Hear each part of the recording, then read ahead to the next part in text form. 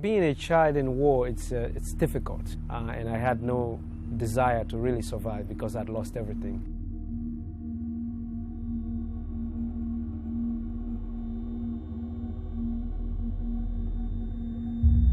My name is Ishmael Beah. I am an author, and I'm also a human rights activist. By age 13, I had been recruited into the army, and I was fighting as a soldier. When the war finally came to my part of the country, I was 12 years old, and I started running from it. I lost everything, My immediate family was killed in the war, so my mother, father, and two brothers. You learned to function in madness very quickly. You have to adapt to your situation in order to survive. And often you're exposed to extreme levels of violence that you've never even heard of. There was a lot of hardship. We had lots of arms and ammunition, but no food, no medicine, and lots of drugs.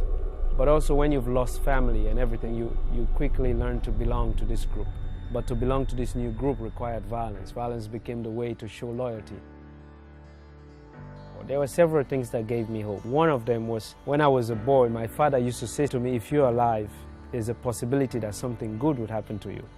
That if none of those possibilities exist in your life anymore, you will die. And while we had gone on one of these missions, there were a few people who showed up. And I vividly remember them wearing this thing that says UNICEF on it and the logo of this person with this baby.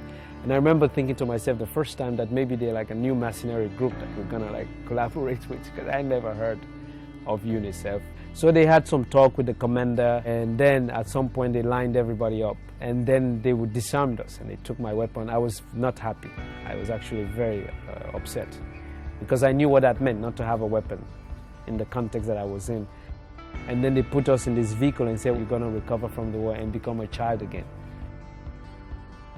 They brought us to a place called Approved School, which became the center that I spent 8 months there recovering from the war.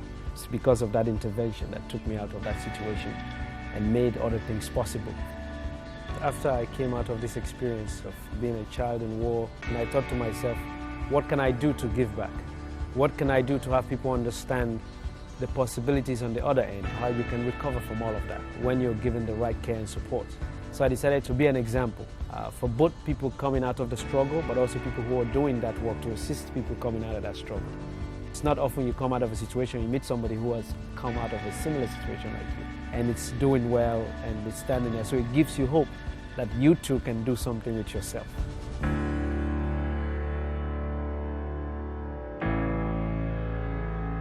For every child, hope